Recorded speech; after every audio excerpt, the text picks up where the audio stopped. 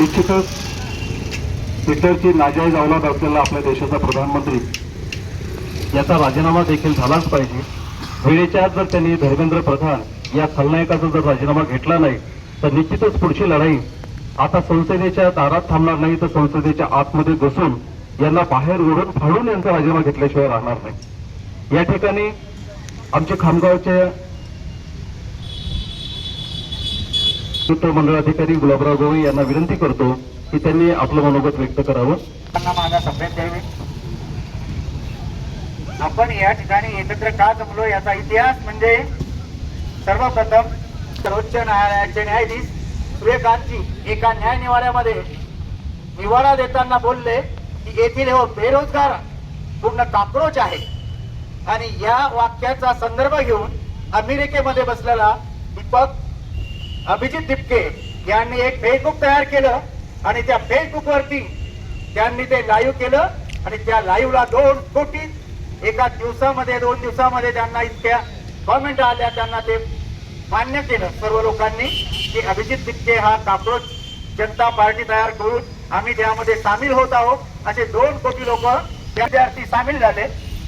आणि त्यापुढे काय झालं की इथे नीट फुटीचा पेपर फुटला, नीट परीक्षेचा, आणि त्या परीक्षेचा पेपर फुटल्यामुळे येथील तरुणांनी जो पेपर द्यायला ते गेले होते आणि तो पेपर फुटला, त्या पेपर फुटीच्या धास्तीने त्यांनी आत्महत्या केल्या।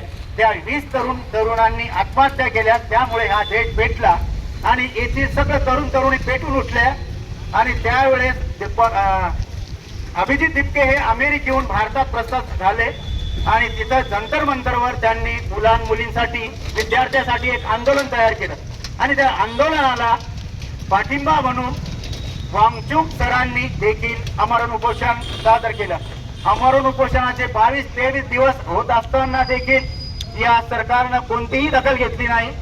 एक दिवस पांढरे पडदे लावून या दिल्ली सरकारच्या पोलिसांनी, अमित शहाच्या पोलिसांनी तिथं वांगचुकला सकाळी उचलून एका हॉस्पिटलमध्ये भरती करून टाकलं।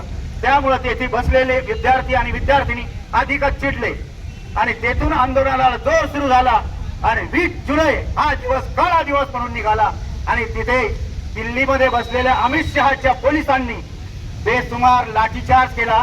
त्यामुळे हे आंदोलन जास्तच भडकलं। त्या लाठीचार्ज मध्ये एवढा लाठीचार्ज केला की जालियनवाला बाग हत्याकांडामध्ये जनरल डायरने ज्या वेळेस लोकांवरती सगळे घेऊन त्या जालियनबाग बाल्यावर जो लाठीचार्ज केला होता किंवा जे गोळ्या चालवलेल्या त्यापेक्षा भयंकर लाठीचार्ज जनरल डायर सारखा अमित शहा हा गृहमंत्री असताना त्यांनी दिल्ली पोलिसांना आदेश देऊन फक्त आपल्या येथील भारतीय मुलींवर लाठीचार्ज करून हे आंदोलन भडकवण्याचा प्रयत्न केलेला आहे। त्यामुळं आज आमचे मित्र सतीश भाऊ पवार यांनी एक दिवसीय लक्षणीय उपोषण दिल्लीमध्ये लाठीचार्ज झाला त्या मुलींच्या विरोधात साखळी उपोषणाला बसून तिथे समान सर्व बांधव एकत्र आलेले आहेत। त्यांचा निषेध म्हणून आम्ही सर्वजण आता कलेक्टर साहेबांना निवेदन देऊन ते निवेदन सर्वोच्च आपले राष्ट्रपती महामहिम यांना देण्यात येईल।